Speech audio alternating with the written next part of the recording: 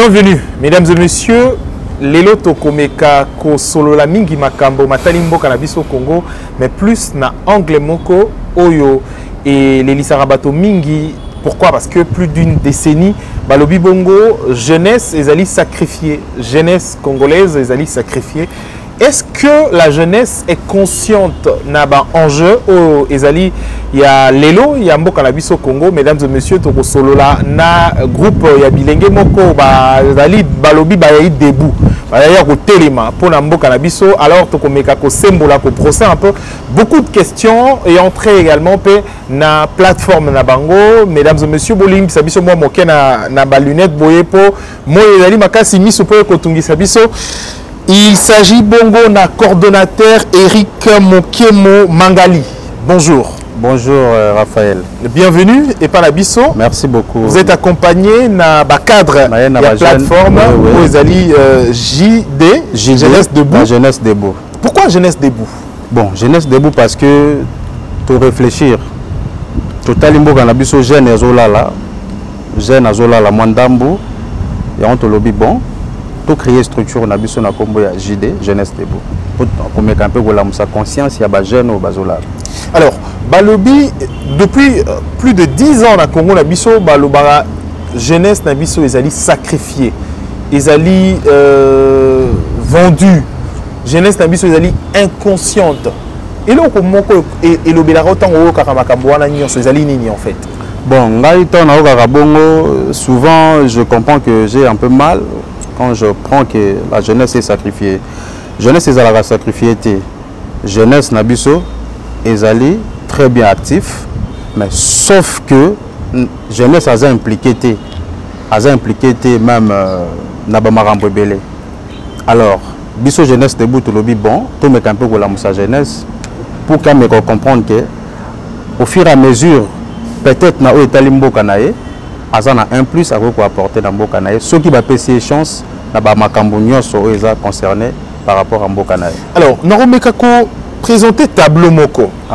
Yambo Kanabiso, de 1960 à nos jours. Ouais. Le premier président ya Congo, Kasavubu, Abako, na plateforme na bango Basalaka, Bilenge. Révolution Liboso, Lumumba et les restes, le jeune. Oui. Mobutu, devenu président de la République, très jeune. Oui.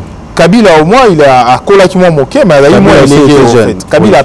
Papa na. Kabila papa. Kabila fils, et l'engé makasi kutu koleka. Ok. Alors, aujourd'hui, est-ce que cette jeunesse est consciente na enjeu na makambo ou est vraiment na ngonga lelo, parce qu'aujourd'hui on parle de la mondialisation, la concurrence, la technologie, tous ces défis face à la jeunesse. Est-ce que la jeunesse lelo vraiment congolaise est consciente face à makambo na nyoso ekole? Oui, bon, de Raphaël, jeunesse est conscient. Jeunesse azomona tout ce qui se passe. Premièrement, surtout que directement tout que nembalamo na mambo etalimbo kanabiso. Jeunesse a sacrifié. Jeunesse congolaise, moi je comprends. Na mona jeunesse congolaise ali actif na marambo belé ou na tsoyi biso siko. Mais aza impliqué. On n'associe pas la jeunesse. Il faut pas associer jeunesse na marambo etalimboka. Même na ba poste. Même na Bamarambo Belé, il faut associer jeunesse. Pour la jeunesse, ça vous pouvez associer quand il est côté, mais il a commencé avant, il est allé contre courant. On peut dire que la jeunesse, elle est toujours alarmiste. La jeunesse, elle dit toujours qu'on est là. La jeunesse, elle dit toujours. Est-ce que la jeunesse ne prend pas conscience? Question et conscience, c'est que la révolution, même avec Lumumba et Lengue également, accueilli contre Occidentaux. Il faut que Lumumba Azalaki que c'est l'évolution. Révolution na ezala qui souvent mingi pour na indépendance en mboka na biso. Et puis étant que jeune, Lumumba abundaki na ba initiative personnelle et puis tu as qui ko indépendance.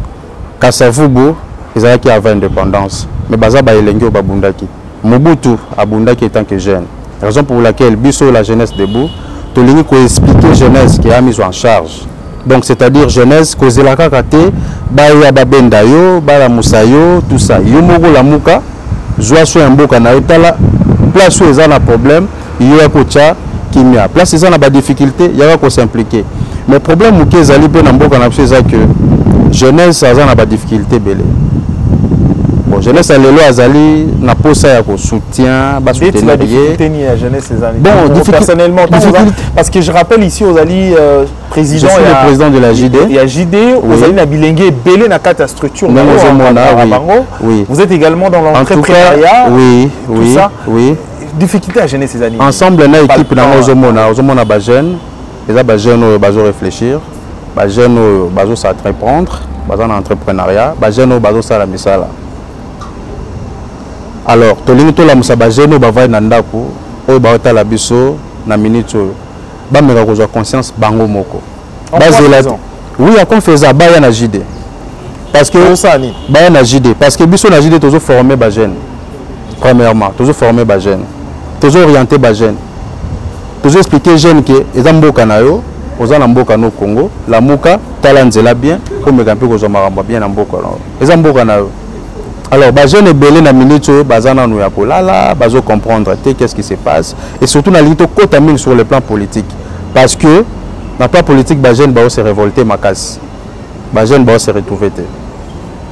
Les lozo mona na ba makam na biso mboka ezo avancer parce que bazo impliquer jeunes té. Il faut pas impliquer la jeunesse. Mais par contre, on a contredire yo mouké.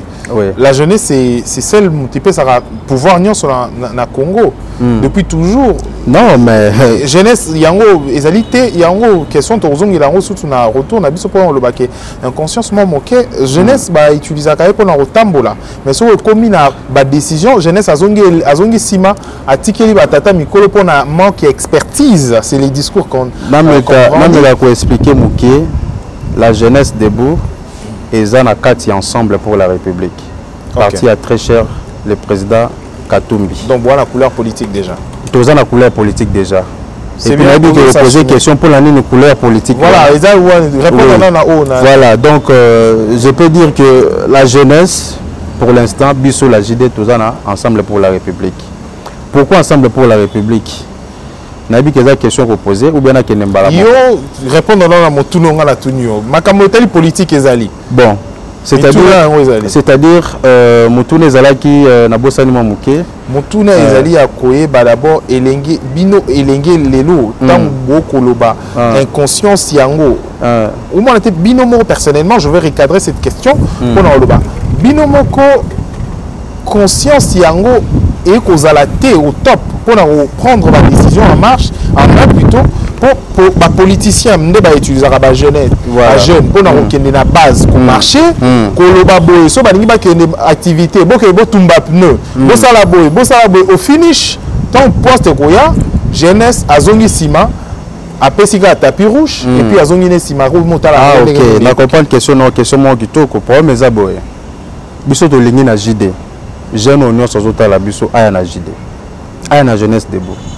Aoza la jeune ote akendo tumba pine. Aoza la jeune ote que manifestation ezali ba bengi akendo za la comme manifestant pour ça la mobulu. Aoza la jeune wana te. Aoza la jeune aoza na conscience avant ça les locaux à réfléchir avant ça les locaux. Donc aoza la jeune à s'impliquer s'il faut. Mais s'il faut pas on s'impliquer te. Aoza la jeune yemoko aoza na ba capacité na ye qui a comprendre que mboka nangeza mabe. Tumboka nangeza malamu mboko zo tambola bien to tambola malamu yemo wa kozwa conscience azala debout raison pour laquelle biso eza jeunesse debout jeune wana azala debout azala conscient na marambo ebele raison pour laquelle to lingi baya na JD to encadrer bango politiquement to encadrer bango na ba idéologie ya JD pour comprendre nzelani na Rogolanda pour les valeurs parce que biso JD to soutenir mingi ba valeur place eza na valeur JD to kei place valeur ezali te au monde na biso te. Parce que ça marche, c'est un biso JD tous à la rater. Mais marche aux alines avec beaucoup de considération, ils ont intérêt à la population, ils ont intérêt à peuple, biso JD tous à. Alors, objectif supplémentaire, il y a JD et alines. Objectif de biso JD et alines, premièrement, qu'on encadre nos jeunesse. Pour l'accès jeunesse, c'est là malamu, jeunesse c'est là ni yakolanda. Objectif à l'ibosé zawana. Et deuxième objectif, c'est d'aller à l'accès jeunesse. Comment que ça là? Musala yomoko sabatinda. Comment ça l'entrepreneuriat par exemple? Comment chercher l'argent? Comment déjà il est au sali pour na bilenge nan? Non, pour na bilenge tout ça il m'a embelé. Tout ça il m'a embelé. Détini. Tout ça il m'a embelé. Pour na bilenge premièrement na royo loba. Toza ba structure ou toza encadrer jeunesse peut to pesa misala. Tout pesa ba job na jeunesse. Oh bah oui, bilenge ba msala te bino loko pesa. Biso tout pesa msala. Toni support na bino lodi. Yango tout sala. Donc tout tondi. Bon pesa misala ni. Tout pesa misala. Tout pesa misala maboko, tout pesa ba job, misala nyoso. Place tozana facilité à pesa jeunesse msala, tout pesa. Tout ça li ba structure na biso lokola clean up.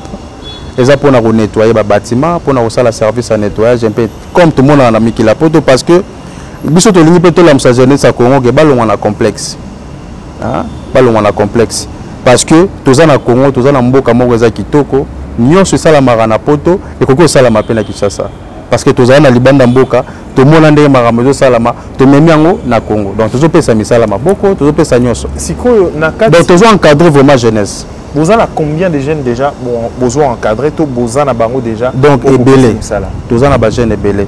Na sir prochainement na ko inviter na bureau na biso, na ko inviter au sur place au moins na ba jeunes au biso to pesa misala ndenge ba s'impliquer, ndenge ba zo travailler, ndenge ba zo aider ba famille na bango. Mais ce sont des jeunes. Na bato o balobaka ke bilenge bakoki kosala elo côté to bazangi expérience, bazangi expertise, yo koyebisa bango nini? Na koyebisa bango simplement ce que je dis. Donc bilenge ba la biso sikoyo o bazana besoin ya koya na JD. On peut dire que tu fais appel na bilenge na baya na JD. Baya kokota na JD jeunesse debout. Entre temps, ceux qui baya na JD jeunesse debout, to ko aider bango to ko orienter bango na makambo belé. Alors je rappelle qu'aux alliés coordonnateurs, il y a JD, Jeunesse Debout, les alliés plateforme, aux alliés également coordonnateur, il y a Clean et Clean App, Men Shems, voilà, Eric Mokemo Mangali, Otoyambi Lelo, comme coordonnateur, il y a plateforme, il y a Bilingue. Deuxième volet, la question d'Abisso, les alliés, sur l'engagement, il y a jeunesse. Oui. Bino Bozu, engagement déjà, malgré jeunesse debout. Mais beaucoup de la plateforme politique, structure politique, Ensemble pour la République et Moïse Katumbi. Pourquoi avoir choisi que ça soit la partie politique alors que votre objectif est d'aller plus que Moussala, que la Moussabato? Non. Question de Banda c'est vraiment yangoana. Pourquoi Ensemble pour la République? Premièrement, j'ai des structures Yassika. Tout ce mécanisme, nous avons bilingues au monde Sibanangai pour tout ça la JD au Lelo. Tout le biboé. Nous sommes toujours ça là. On ne peut pas oublier la politique. Nous sommes impliqués en politique. Pour que le JD tambola malam, pour que le structure Nabisomboge tambola malam, c'est la politique. Alors, tu poni Ensemble pour la République pour Nanine. Parce que tu moni Ensemble pour la République, Azan a ba valeur. Parti à Moïse Katumbi Azan a ba valeur. Na ba valeur au biso to lingar. Ba valeur ni. Ba valeur est belé. Valeur de travail, valeur d'aider, valeur de s'impliquer, est belé. Tout ça, ce sont des valeurs. Au moni Moïse Katumbi depuis Kala, Azala gouverneur Yakatanga. Tous les gens sont tous informés que c'est le meilleur gouverneur du Congo. Voilà tout ce qui s'est passé. Même Yoyebi, Azal meilleur gouverneur. Oh, abima meilleur gouverneur na Congo. Oui, na côté yote mais na muté Moyebi. Pourquoi peut échapper? Donc c'est na télépathie on voit makanisi ya bato. Oui, na joué mais na côté kaka na esprit pour dire que même ba caméraman et tout azo c'est kaibi déjà que non. Meilleur gouverneur Zalaki Moïse Katumbi. Depuis toujours na Congo, toujours meilleur gouverneur le roi Moïse Katumbi. Pourquoi toujours valeur naïe? Parce que il fut d'abord un entrepreneur. À na Congo te koya ko piller mboka. Non, il fut un entrepreneur. Il a été debout. Il a été debout depuis Boulenge naïe. Il était jeune quand il a commencé à entreprendre. Et ça, c'est exemplaire à la valeur.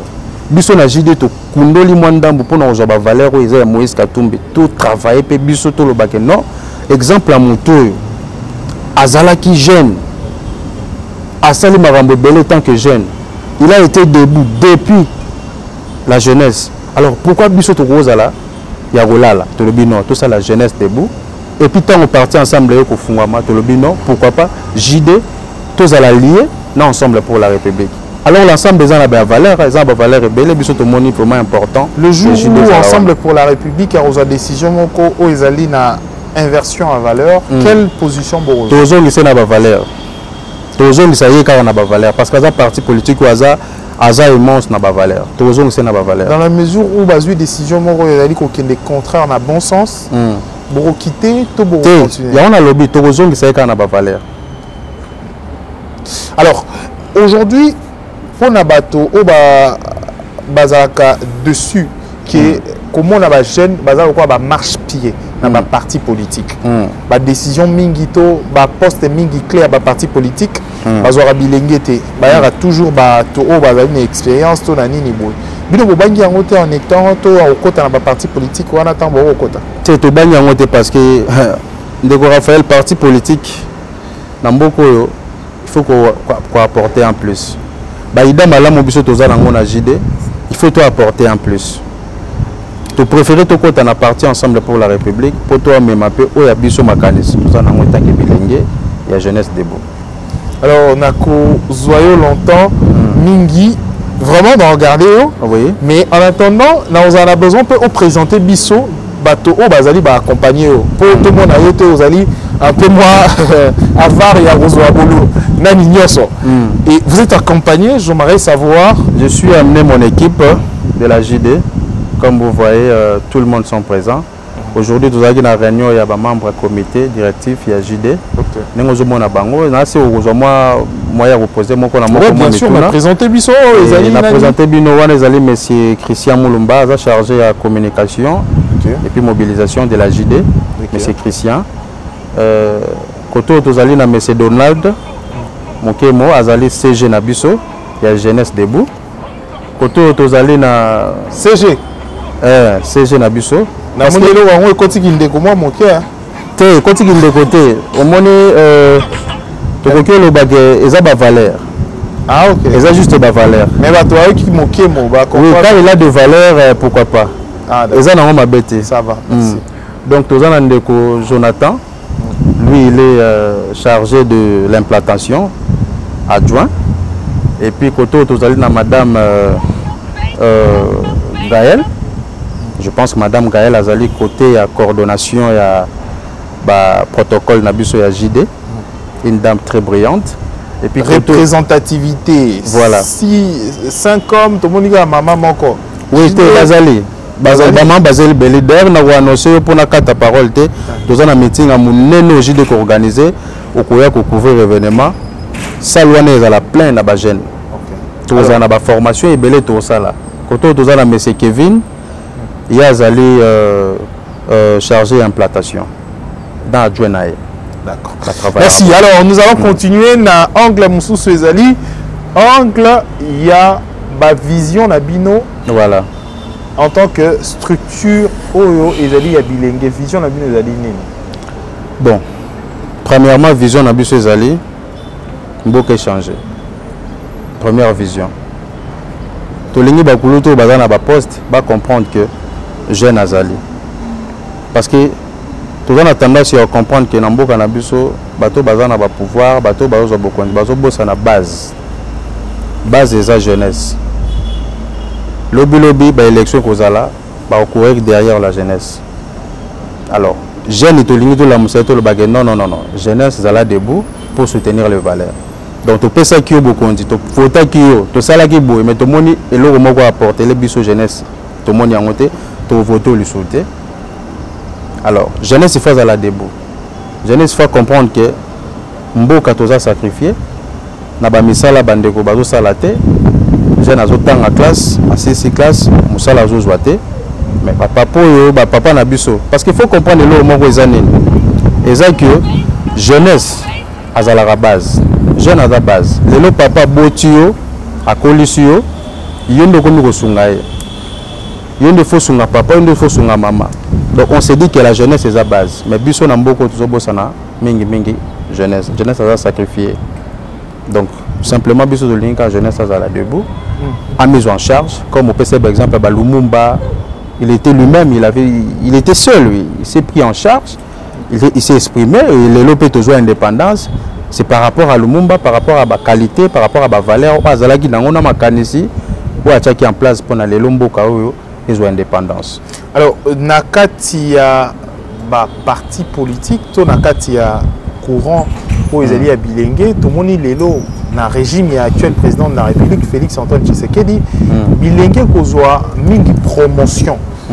Par exemple, tout le monde Bilengue et Belé toza na ministre vice-ministre moko où ils allaient makambo ya EPSD. Bilengue makasi tout le monde ministre Azo Lenga qui peut jeunesse. Azo Lenga Mazo qui peut jeunesse. Au moins à l'époque, je peux me rappeler à l'époque, Kabila, notre ancien chef de l'État, il est devenu chef de l'État étant jeune, mais sentir n'est pas qui bison stoye bien.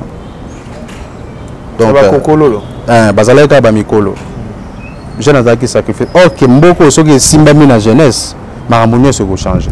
Mais aujourd'hui, la vision, la question d'Angazaki qui a koyeba, comment vous trouvez l'actuel régime, toi, le chef de l'État, Félix Antoine Tshisekedi, où na ba petit panae, nous sentons quand même nomination à Bilengue, Bilengue ba kozwa, moi ba poste, tout le monde ministre à la jeunesse, Elengue, yami balé koutou ya jeunesse, makasi yazali Elengue, Yves. Elengue, Billy Kambale, Elengue, bon Bilengue, Moussou ba kozwango. Comment vous voyez, est-ce qu'aujourd'hui c'est revenir à la base? Si tu as un pourcentage, n'habite ce qu'on peut ça combien de pourcents sur 100, il y a jeunes qui sont dans le gouvernement, ou président Félix Tshisekedi. Comparativement à Kabila? Non, non. Bon, je ne suis pas là pour comparer. Hein. Non, c'est une question. Hein, oui, mais je comprends. Est-ce que nous allons vers la conscience non, pour la valorisation moi, de la personnellement, Bisso, dans JD, tout le monde changement. Tout le monde jeunesse à côté plein d'implications. Kabila et Tshisekedi, même chose. Donc, le côté jeunesse, en tout cas, nous sommes toujours sacrifiés. Jeunesse, ça a toujours été. Ça a place. Alors, nakati ya bavronge ba courant politique aujourd'hui, tout le monde ba mouvement citoyen est belé à Bilengue. Pourquoi est-ce que, question Yelinga après, vraiment, tout le monde a volé, pourquoi est-ce que JD Bossali ou quoi mouvement citoyen pour revendiquer, qu'on bima la balabala, qu'on ça la sitting, la ambassade et tout? Non, on a fait tout ça, on a battu sauté. Au moment où la mouka salagi marche, la mouka salagi marche, avec a besoin de jeunes, il y a pas jeunesse, jeunesse à soutenir, marche. Mais au moment où la mouka n'a pas bête salagi marche, et c'était pas vraiment ce que nous, la jeunesse, on Jean Lamouka Zawana, ça la marche, il y a les pays qui t'attendent. Car Bisso jeune des photos salon, Bisso jeunesse des photos salon. Non. On s'est dit que la jeunesse maintenant, il faut s'impliquer dans Marambo et Zaïtul. Selon vous, l'opposition ne joue pas pleinement son rôle? Non, non. À aucun Canada. Et je me demande s'il y a l'opposition actuelle dans notre pays. Je ne pense pas que nous avons l'opposition maintenant. Ok. La Mouka, ça ne te dit rien? Non, non. La Mouka, en tout cas, ça ne marchera plus. Pourquoi marcher? Parce que Bisso Toté mais la base no bazo kufa. Bisso tout a besoin, il y a jeunesse à avoir conscience, à comprendre que c'est le temps pour lui de laisser toutes ces histoires là. Il y a aussi la marche inutile. Jeunesse il faut ça la marche. Oui, base des années, jeunesse il faut bundela na mboka. Il faut jeunesse à impliquer, à s'impliquer pour le valeur. Ko bundela mboka on za na marche té. Té da marche té, mais marche on so l'objectif na on za gagner. Kosenga ba élection? Non. Tobi dague ba élection aux ala. Oui, oui, Nzambe. Oui, Tobi dague ba élection aux ala. Qui est le président de la CENI? Tobi déjà à Rosala. Qui est le président de la CENI? À Rosala. Toujours c'est la bâtisse en place. Motuna la tuninga président de la CENI. Bon, Tobi pour l'instant. Composition à CENI. Pour l'instant, tu es évité. Donc, élection, nous sommes encore une précarité. Nous sommes sûrs que le chef de l'État, Antoine Tshisekedi, a l'obagi élection aux ala. Il faut de l'euro valeur à la rappeler et tant que la patience. Parce que quand vous avez de la patience, vous avez de la valeur. Alors, moi, Namboka, Eric Mokemo Mangali Azali, président national, il agit des partis mouvements aux Azali Nakatia, Ensemble pour la République. JDO il a ici tout simplement. Jeunesse debout. PCP Mbote na Jakindala, notre coordonnateur national au niveau de l'ensemble. Okay. place à Zota la biso et biso tozali toujours soutenir rien de loin. Courage Ndala Jackie un aîné, voilà. Courage Nayo, place aux Ali, plein de choses. Je crois l'avenir est pour apporter Léo Makambo Mingi Yamalamu. Exactement. Alors, Tokokene Angle Moussou, c'est faire parler d'abord le secrétaire général. Monsieur Mokemo, secrétaire général, il est parti. Yomoro d'abord, personnellement, on se sentit na lutte na bino pour la rebondir la bilingue na ko matiamo moké. Est-ce que on sentir poids et responsabilité? Tout à fait, Ndeko Raphaël, tout à fait en tout cas.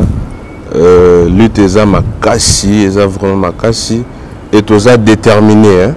Na JD toza vraiment déterminé ndenge président na biso lobby ya ko conscientiser ba jeunes ba bilenge.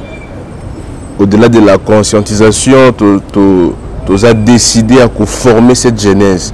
En fait, que cette jeunesse a quitté un peu le mouvement où ils ont apporté l'autre côté. La JD, tu as un objectif de la moussa jeune avec des bonnes valeurs. Vous voyez un peu.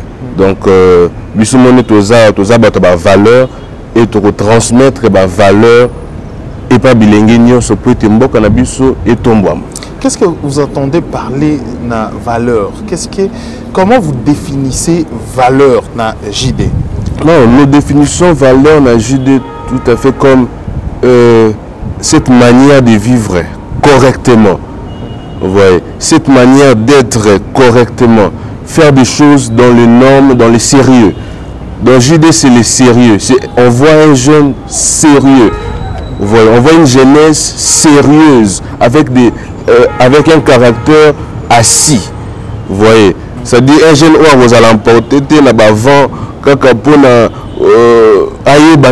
c'est-à-dire ceux qui pour la capacité.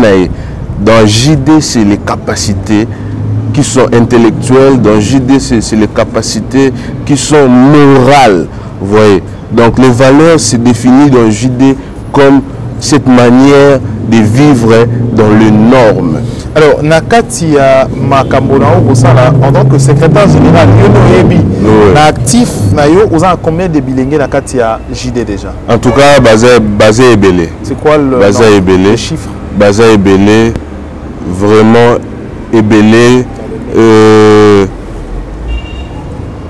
Déjà dans les 1000. Oh. Je suis déjà assisté parce que tâche tellement Makassi, je suis assisté par des adjoints. Parce que je ne peux pas être partout au même moment. Parce que nous, ça là, ils sont vraiment efficaces. Nous sommes déterminés ici. Monsieur Chibalabala, vous avez chargé la communication. Quelle communication que Pessana Bilingue en ce net moment en rapport avec votre structure Jeunesse Debout? La plus grande communication au Jeunesse Debout, toujours passé na Bilingue, Ezako Bisabango et Loko Moko. Jeunesse ou encore jeune à Koki Kozala Moto OET, il faut pas utiliser seulement pour des fins politiques. Jeunesse, il faudrait Azala Moto Oyo, au-delà du fait d'utiliser pour des fins politiques, mais également Oyo Azo apporter un plus positif par rapport à Yambo Kanaye et RDC. Et un constat où tout sali biso na niveau la jeunesse debout, c'est que jeunesse a commis utiliser juste pour des fins politiques.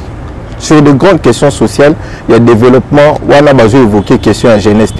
Mais sur les questions, il y a Moutazo Banza Boulin, à Kendena Kibokondi, à recourir à la jeunesse juste pour la où ils ont intérêt na yemoko et puis tant à commun na quitte Bokondi à Bossani jeunesse. Et donc, nous au sein de la jeunesse debout, nous disons jeunes doit prendre conscience. Et cette conscience ne peut arriver que de la manière où la jeunesse doit devenir autosuffisante. Elle doit se prendre en charge. Et cela ne peut arriver que de la manière où la jeunesse, ensemble, paye, tout coûtani, na JD, tout couper ses bino, contact, nabiso, adresse, nabiso, oyo, tout coûte en abino. Et de là, nous allons ensemble partager les valeurs qui pourront la JD, qui sont des valeurs qui, si je le dirais ainsi, ces valeurs-là sont principalement des valeurs qui prônent le développement. Et le développement, on se dit toujours, le développement dans Mboka Yakate et Bandana sommet, développement Bandana base. Et pourtant, la base là, c'est la jeunesse. Aussi longtemps, la jeunesse serait toujours sacrifiée au sommet, il n'y aura rien du tout. Merci. Monsieur Kaïma Jonathan, vous allez charger, il y a implantation, implantation, vous allez adjoint à charger à implantation. Comment votre tâche est collègue Nabilenge tant où il y a un message pour nous implanter GDO la Moussa Bilenge, est-ce que la jeunesse est consciente il y a tâche tout défi aux alliés à Bango? Bien sûr que oui. Démarche Nabiso to lit Nabiso la jeunesse de Boueza, la jeunesse baby Makasi. Pourquoi jeunesse baby? Jeunesse baby parce que bah aîné to ba papa au bazali bosso baza ko valoriser vraiment jeunesse. Donc bazo utiliser la jeunesse pour na ba manifestation moko oeza ba intérêt na bango personnel. Quand il s'agit de couper sa valeur à jeune pour travailler, pour lui donner une opportunité à Moussala, tout à Kossal entrepreneuriat moko quelconque, il nous dit non, besoin d'expertise, besoin d'expérience, et tout ça, on est vraiment lit nabiso. Et na tout y étendu à Congo, na promettre bino la jeunesse que nous allons venir, même si bino bato boza déjà dans entrepreneuriat, nous allons vous encadrer pour que bino oza awame ozo évoluer te to encadrer bien et puis valeur na yo ezonga. Merci beaucoup. Madame Gaëlle, nous allons à moi Simoko. En ce qui concerne Makambo ya bana basi en Congo, surtout bilingue, to bombarder la question en ce qui concerne jeunesse debout pour vous reprenez bilingue batelema. Aujourd'hui, tant que beaucoup sala musala bino ya jeunesse debout botelema bilingue, il y a beaucoup de phénomènes et entraîne à bana basi. Aujourd'hui, on parle de Chiza, on parle de Ujana, on parle de Nyoswana. Comment on sentir poids et responsabilité face à Bilingue? Et est-ce que vous êtes également en contact avec Bilingue ou Bazali quand même na cette promotion et dépravation et à mœurs? Ok, merci pour la question. Oui, pour nous, la jeunesse debout, comme on vous a dit par le président, on est là pour, surtout moi je parle surtout pour la jeune féminine, on est là pour montrer la différence parce que les femmes, elles sont souvent discriminées. Si la place de la femme, c'est à la cuisine et tout. Mais non, nous sommes là pour former, nous appelons les jeunes filles et tout, montrer aux yeux du monde que la femme est capable aussi de se tenir devant des gens formés. On est là pas seulement pour donner des enfants, pour être deuxième femme, on peut être aussi à la tête du pays. Donc on invite les jeunes filles, venez nombreux, nous sommes là pour vous. Ensemble, nous pouvons changer l'image du monde, surtout l'image de la femme. Merci. Oui. Alors, monsieur Kevin Nekasopo, oui. Alors, vous êtes chargé à implantation. Oui. L'implantation, on a implanté déjà dans combien de zones GD à Kinshasa? Est-ce que votre message est le bienvenu et pas bilingue? Alors, la JD est une plateforme qui œuvre pour le valeur. Donc, le valeur, c'est ce qui est positif. Nous encourageons ma valeur auprès à ma jeune. Et jusqu'à présent, nous sommes déjà presque partout. Voilà. Nous avons nos contacts presque partout à travers tout le pays.